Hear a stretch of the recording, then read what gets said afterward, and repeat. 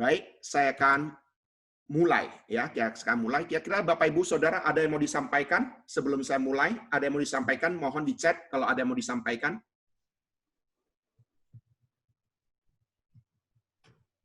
Ya, tidak ada. Kita mulai ya, kita mulai acara kita. Di dalam Kejadian 6 ayat 4. Kejadian 6 ayat 4 ini pertanyaan pertama. Pada zaman itu dan juga sesudahnya ada orang-orang raksasa di bumi. Mereka keturunan gadis-gadis manusia yang kawin dengan makhluk-makhluk ilahi. Orang-orang raksasa itu adalah pahlawan-pahlawan besar dan orang-orang termasyhur di zaman purbakala. Pertanyaannya adalah, Boksu, siapakah yang dimaksud dengan makhluk-makhluk ilahi dan orang raksasa yang di raksasa itu ya. Jadi Bapak Ibu Saudara kalau memperhatikan baik-baik, makhluk-makhluk ilahi dan orang raksasa itu ini adalah berbicara tentang pribadi yang sama ya, pribadi yang sama. Nah, kutipan daripada nas Alkitab ini dalam bahasa Indonesia sehari-hari. Dalam terjemahan baru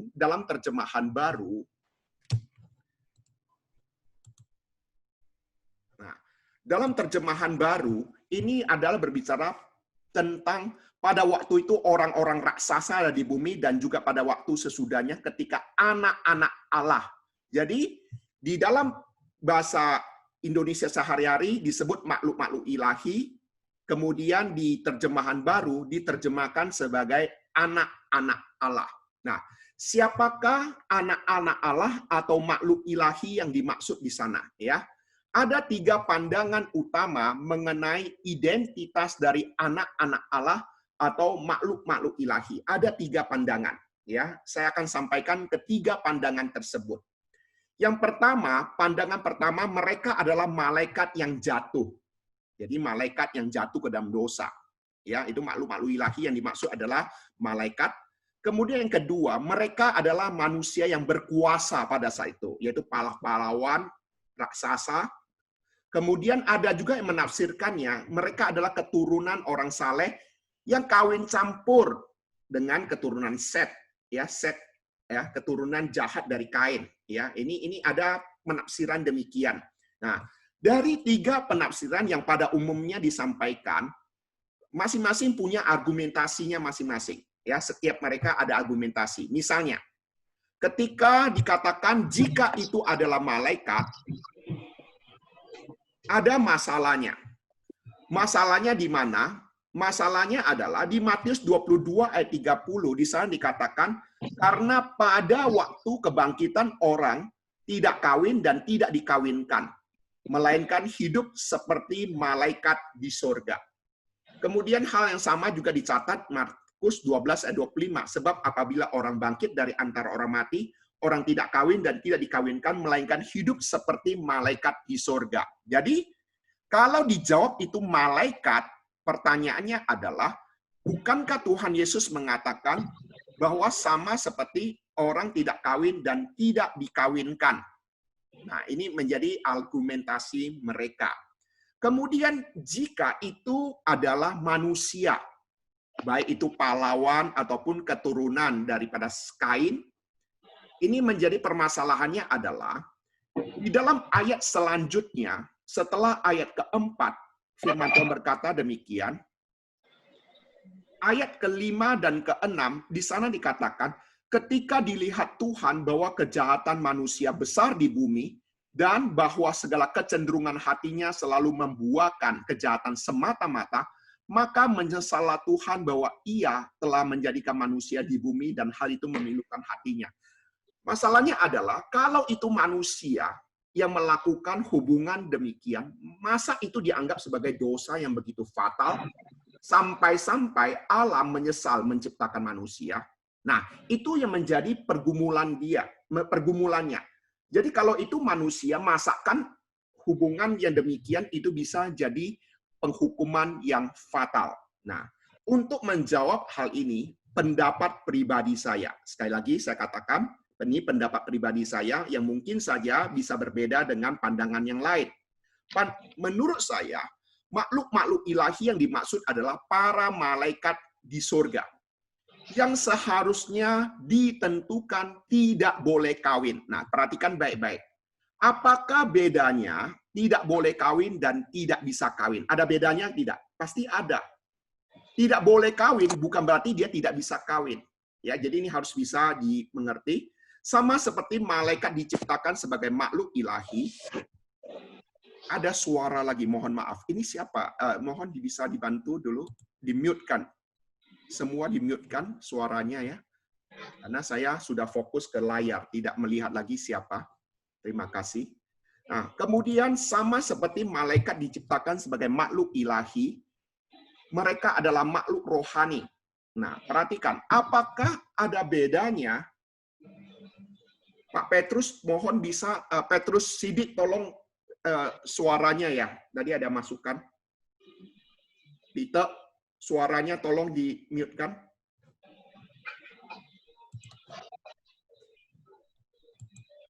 Oke, dari saya coba ya. Saya terpaksa keluar dulu bentar. Oke, terima kasih. Saya terpaksa pada ya. Oke, saya lanjutkan lagi. Apakah ada bedanya tidak boleh berdosa dengan tidak bisa berdosa? Nah, ini juga harus bisa bedakan. Malaikat diciptakan Tuhan sebenarnya bisa berdosa atau tidak? Coba dijawab. Malaikat diciptakan Tuhan bisa berdosa atau tidak bisa berdosa?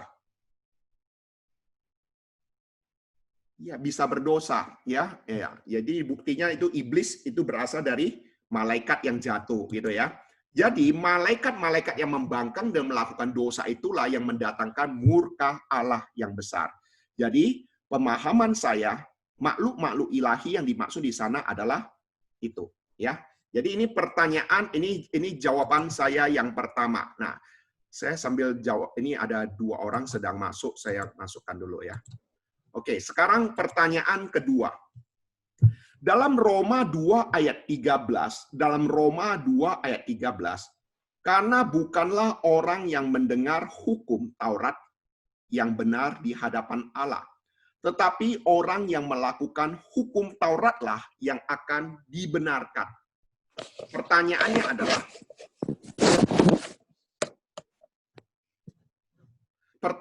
adalah, Boksu dalam kitab Roma 2 ayat 13, apakah semua yang tidak pernah mendengar tentang hukum perjanjian lama akan pergi ke neraka tanpa adanya kesempatan untuk diselamatkan? Nah, ini pertanyaan yang umum gitu ya, pertanyaan yang umum. Untuk menjawab pertanyaan ini, kita perlu mengetahui terlebih dahulu. Sebenarnya kita diselamatkan oleh karena apa? Manusia diselamatkan oleh karena apa? Ini yang mungkin perlu diketahui. Apakah kita diselamatkan oleh karena melakukan hukum Taurat?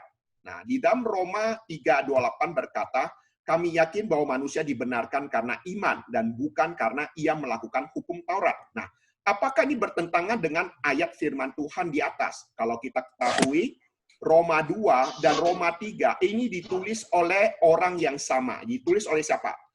Kitab Roma, surat Roma ditulis oleh siapa?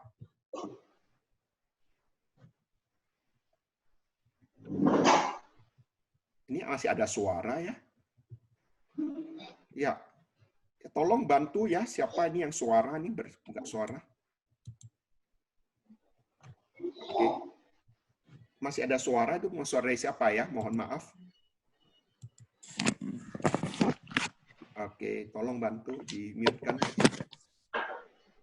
Oke. Ya.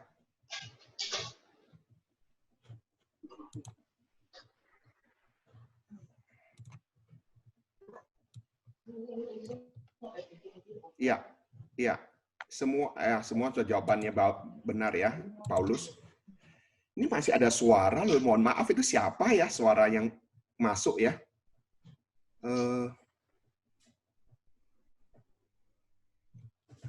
Peter, tolonglah dong, Peter, suara Peter ya. Tolong.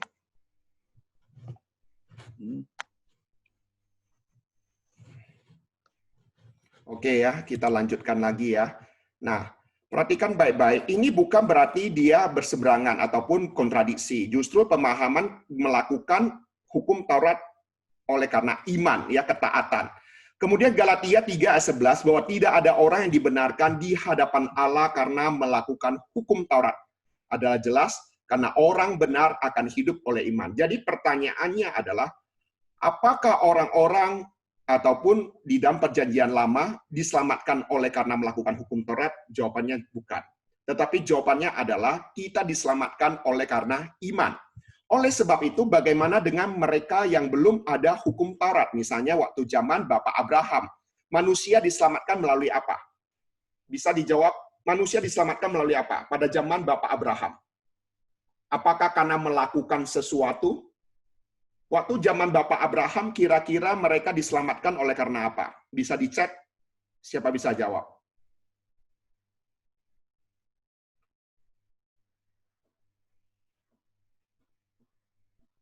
Nah, Bapak, Ibu, Saudara, orang-orang perjanjian lama juga diselamatkan melalui iman.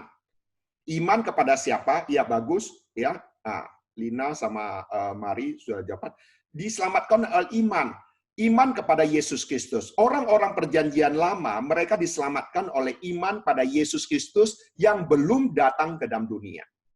Yang belum berinkarnasi menjadi manusia. Sedangkan kita adalah orang-orang di perjanjian baru, diselamatkan juga berdasarkan iman kepada Yesus Kristus yang sudah datang ke dalam dunia. Yang sudah berinkarnasi menjadi manusia. Jadi, iman kepada Yesus Kristus itulah fokus ataupun titik pusat daripada keselamatan. Nah, untuk apa Tuhan memberikan hukum Taurat bagi manusia kalau bukan untuk menyelamatkan? Alkitab memberitahu kepada kita, justru melalui hukum Taurat itulah manusia mengenal dosa. Ketika 10 hukum Taurat diberikan kepada manusia, manusia tidak sanggup melakukannya.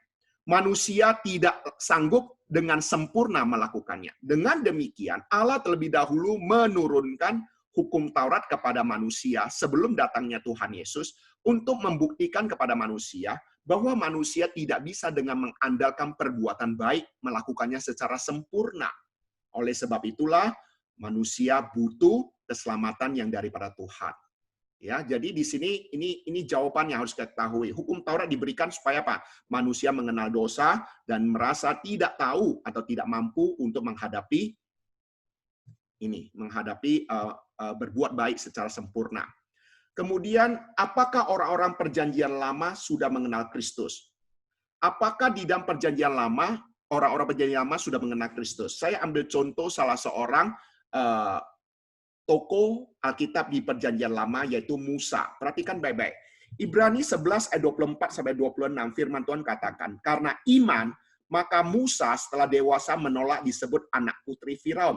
Karena ia lebih suka menderita sengsara dengan umat Allah daripada untuk sementara menikmati kesenangan dari dosa. Ia menganggap penghinaan karena Kristus. Perhatikan baik-baik. Musa menganggap penghinaan karena Kristus sebagai kekayaan yang lebih besar daripada semua harta Mesir, sebagai sebab pandangannya ia arahkan kepada upah. Di sini sudah memberitahu pada kita sebenarnya tokoh-tokoh perjanjian lama, mereka sudah mengetahui tentang Mesias, tentang Kristus. Sama seperti orang-orang Yahudi sampai sekarang menantikan Mesias. Ya, nah, jadi sebenarnya kondisinya sama, orang-orang perjanjian lama juga mereka menantikan Kristus, menantikan Mesias, dan mereka beriman kepadanya. Jadi, di sini memberitahu pada kita bahwa orang-orang perjanjian lama, mereka sebenarnya sudah mengenal Kristus. Sejak kapan? Sebenarnya sejak waktu Adam dan Hawa jatuh ke dalam dosa, Allah telah menubuatkan dari keturunan perempuan ini akan lahir seorang yang akan meremukkan kepala ular. Ya, itulah janji keselamatan yang daripada Tuhan. Kemudian pertanyaan ketiga, 1 Timotius 2 ayat 12. Aku tidak mengizinkan perempuan mengajar dan juga tidak mengizinkan memerintah laki-laki. Hendaklah ia berdiam diri. Pertanyaannya adalah, apakah Rasul Paulus melarang perempuan untuk mengajar? Apakah itu dimaksudkan perempuan tidak boleh menjadi hamba Tuhan? apakah yang dimaksudkan dengan ayat ini? Karena ada beberapa aliran Kristen yang tidak mengizinkan perempuan menjadi pendeta dengan dasar ayat ini. Mohon pencerahannya. Ini pertanyaan yang sangat bagus sekali. Memang benar, ada beberapa gereja yang tidak mentakbiskan wanita menjadi pendeta. Dan bahkan untuk naik ke mimbar berkhotbah saja itu tidak diperbolehkan. Nah, jadi memang ada pemahaman yang demikian. Nah, yang menjadi permasalahan kita adalah mengapa Rasul Paulus bisa menyampaikan kalimat yang demikian. Nah, coba kita melihat beberapa argumentasi yang ada. Ada beberapa penafsiran. Pandangan yang mengatakan, karena pada abad pertama, perempuan biasanya tidak berpendidikan, sehingga ia tidak layak untuk mengajar. Nah, ini argumentasi penafsiran. Tetapi argumentasi ini bisa dibantah. Kalau pendidikan menjadi kualifikasi untuk pelayanan pengajaran, maka mayoritas murid Tuhan Yesus juga tidak memenuhi syarat. Nah, ini yang menjadi argumentasinya. Jadi sebenarnya Paulus melarang wanita untuk tidak mengajar itu bukan karena alasan pendidikan. Karena sebagian murid Tuhan Yesus juga adalah orang-orang yang tidak berpendidikan. Ini penafsiran dan bantahannya. Kemudian yang kedua, ada yang menafsirkan konteks surat Timotius pada saat itu kepada Timotius yang menjadi gembala bagi gereja di Efesus. Sedangkan kota Efesus terkenal dengan kuil Dewi Artemis. Dalam penyembahan itu, perempuan menjadi pemegang kekuasaan. Dengan demikian, Paulus tidak menghendaki hubungan antara Dewi Artemis dengan jemaat yang digembalakan oleh Timotius. Nah, ini argumentasinya. Mereka mengatakan karena di mana Timotius melayani di Efesus, itu terkenal penyembahan berhala dengan Dewi Artemis. Jadi, maksudnya dengan demikian, Paulus tidak menghendaki hubungan antara Dewi Artemis dengan pemimpin jemaat ataupun seorang pendeta ataupun hamba Tuhan lah ya kira-kira dalam istilah sekarang yang melayani di gereja di Timotius gitu ya, apa yang digembalakan oleh Timotius. Namun bantahannya adalah dalam 1 Timotius sama sekali tidak menyinggung tentang Artemis, tentang Dewi ini. Paulus juga tidak menyinggung penyembahan pada Artemis sebagai alasan dari larangan itu. Dengan kata lain, di dalam surat 1 Timotius tidak ada menyinggung sama sekali tentang Dewi Artemis. Dewi Artemis ini disinggung hanya di Kisah Para Rasul. Jadi sebenarnya ini tidak ada hubungan sama sekali surat 1 Timotius dengan Dewi Artemis. Ya, jadi itu kira-kira bantahannya. Nah, sekarang perhatikan ini argumentasi penafsiran yang ketiga. Allah telah menentukan bahwa hanya pria yang melayani dalam posisi yang memberinya otoritas dalam melayani di bidang pengajaran rohani dalam gereja. Hal ini bukan karena pria lebih bisa mengajar atau karena perempuan lebih rendah derajatnya atau kurang pintar. Bukan begitu maksudnya. Ini sekedar adalah cara Allah mengatur bagaimana gereja dapat berfungsi sebagaimana baiknya. Alkitab juga tidak melarang perempuan mengajar anak-anak mereka. Perhatikan baik-baik ya, di mana Timotius sendiri dibimbing oleh ibunya, oleh neneknya dalam keluarga, tapi bukan dalam pertemuan jemaat. Satu-satunya aktivitas yang dibatasi hanyalah mengajar atau memiliki otoritas rohani atas pria. Larangan membatasi perempuan dari pelayanan sebagai pengajar sama sekali tidak berarti perempuan kurang penting, tapi justru memberikan peluang pada kaum perempuan berfokus pada pelayanan yang lebih sesuai dengan karunia yang Allah sudah berikan kepada mereka. Ini tafsiran yang ketiga, yaitu di mana otoritas rohani dalam mengajar itu diserahkan pada pria, dan ada karunia-karunia khusus yang dipercayakan perempuan untuk melakukannya. Nah, inilah tafsiran yang ketiga. Jadi Bapak Ibu Saudara bisa melihat dan menilai sendiri tiga argumentasi ini kira-kira mana yang membuat ataupun yang mungkin lebih kita bisa menerimanya. Nah, Metodis bisa menerima eh, wanita menjadi hamba Tuhan, menjadi pendeta. Ya, dengan argumentasi karena di dalam Alkitab juga banyak nabi-nabi yang perempuan atau nabiah, ya, yang bisa mengajar. Ya, banyak juga di dalam Perjanjian Lama. Kemudian ya seperti Priscilla, Aquila, mereka juga adalah suami istri, ya, di mana ketika Apolos di dalam pengajarannya ada hal yang tidak benar atau kurang begitu benar, nah Priscilla itu juga yang membantu membimbingnya. Jadi itu argumentasinya, ya.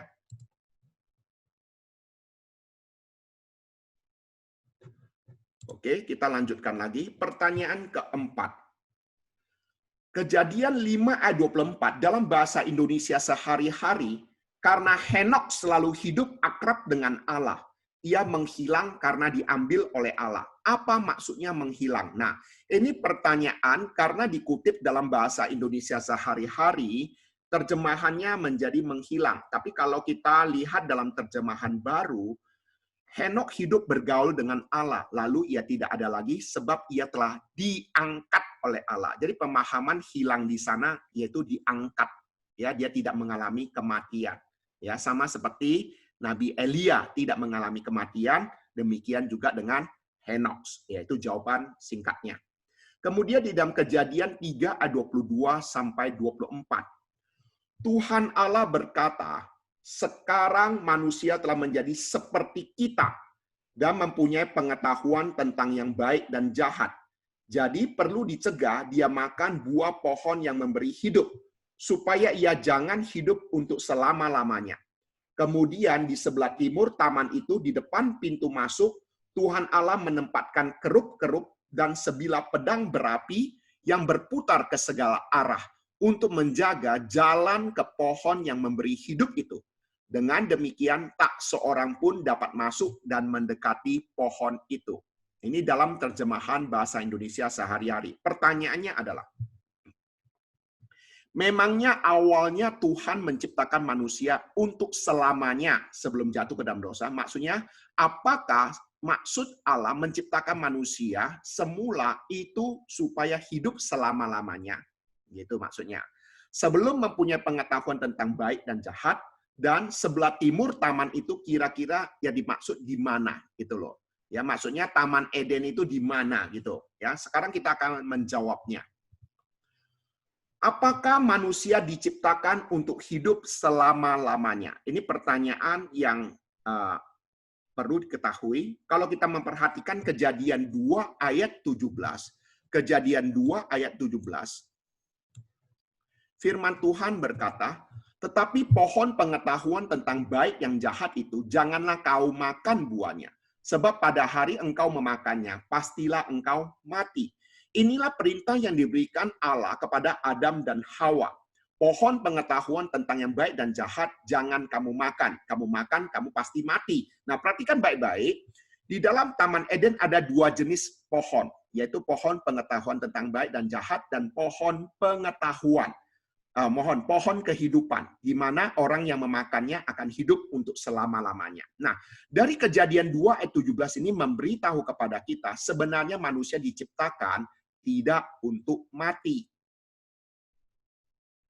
Tidak untuk mati, ya. Nah, kemudian, tetapi di Kejadian 3 yang sama juga hal yang sama. Tetapi tentang buah pohon yang ada di tengah-tengah taman, Allah telah berfirman, jangan kamu makan ataupun raba buah itu, nanti kamu mati. Jadi sebenarnya dari dua ayat ini cukup memberitahu pada kita, Allah menciptakan manusia sebenarnya untuk hidup selamanya. Inilah tujuan Allah menciptakan manusia.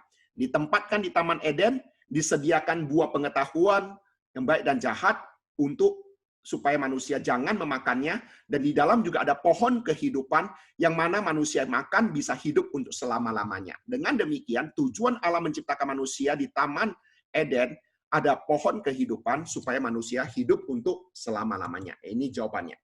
Kemudian salah satu alasan Adam dan Hawa diusir dari Taman Eden apa? Kira-kira alasannya. Salah satu alasannya di dalam Kejadian 3 ayat 22. Lalu Tuhan Allah berkata, lihatlah manusia itu telah menjadi seperti salah satu dari kita. Ia tahu tentang yang baik dan yang jahat. Sekarang jangan sampai ia juga mengambil buah dari pohon kehidupan dan memakannya, sehingga ia dapat hidup selama-lamanya. Jadi salah satu alasan Adam dan Hawa diusir dari Taman Eden apa? Supaya mereka jangan mengecap itu loh, buah pohon kehidupan.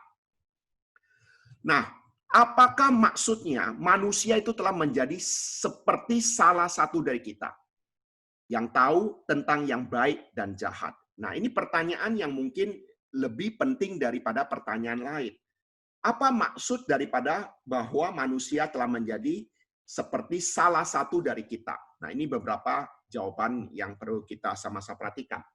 Semula manusia diciptakan Allah untuk mengetahui yang baik dan jahat di dalam ketergantungan manusia kepada Allah dan firman-Nya. Namun, kejatuhan manusia membuat manusia terlepas daripada Allah dan mengandalkan diri sendiri untuk membedakan yang baik dan jahat. Dengan kata lain, manusia telah menganggap dirinya sebagai hakim atas yang baik dan yang jahat. Dengan demikian, merampas hak istimewa Allah dan menjadikan diri sebagai Allah. Nah, inilah argumentasi penafsirannya. Maksud kalimat di sini, manusia telah menjadi seperti salah satu daripada kita, oleh karena mereka telah melepaskan diri tergantung daripada Allah. Mereka ingin menjadikan diri sebagai Allah. Karena memang inilah yang menjadi cobaan daripada iblis kepada manusia, Adam dan Hawa pada saat itu. Nah, apa yang dimaksud di sebelah timur taman itu?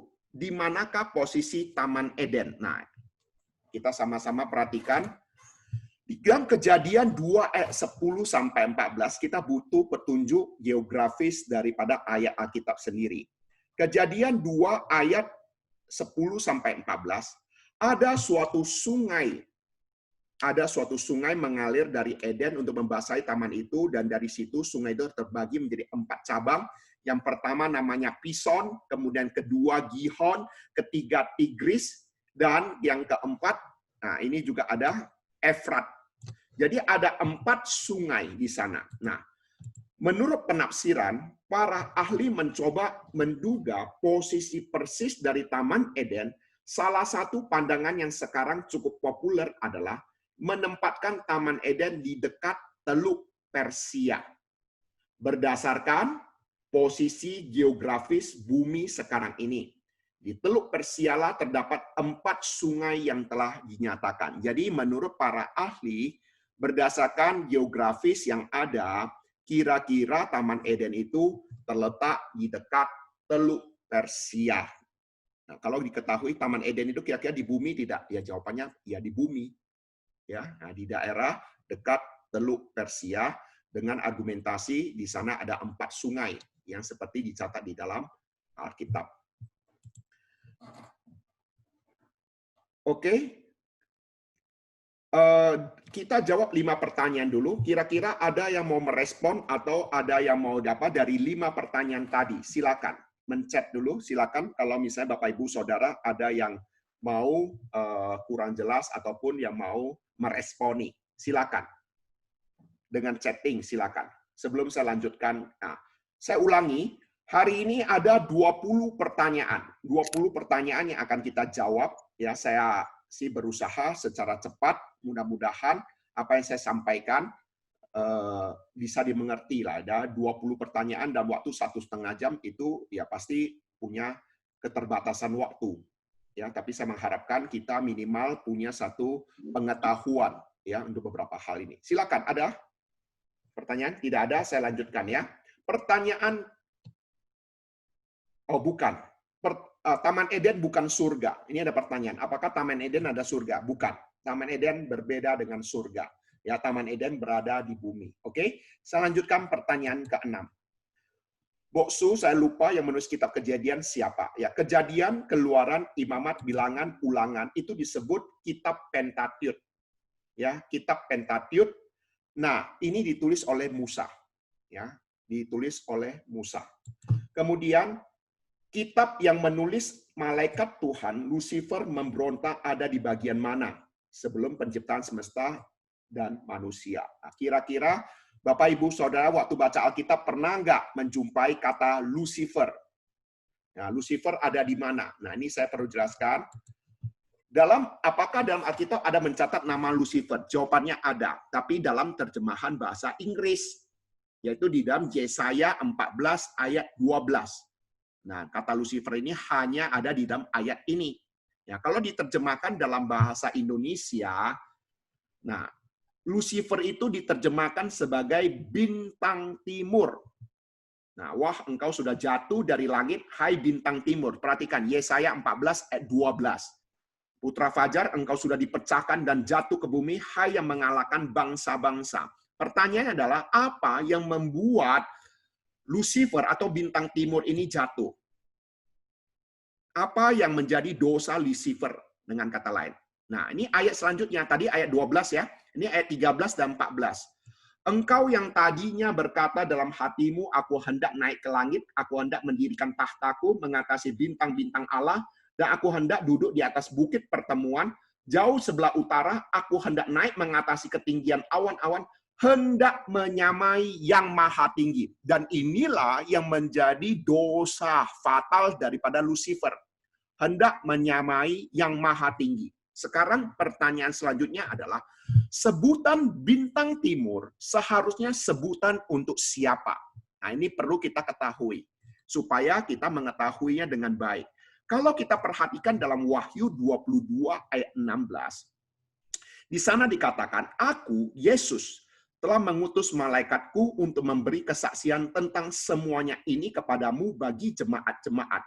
Aku adalah Tunas, yaitu keturunan Daud, bintang timur yang gilang gemilang.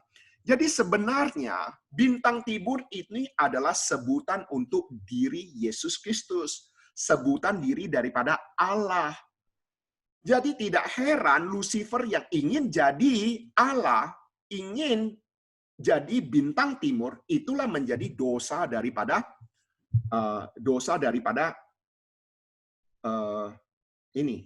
Lucifer. Ya. Nah, jadi ini mohon diperhatikan pemahaman bintang timur yang dimaksud di sini ya.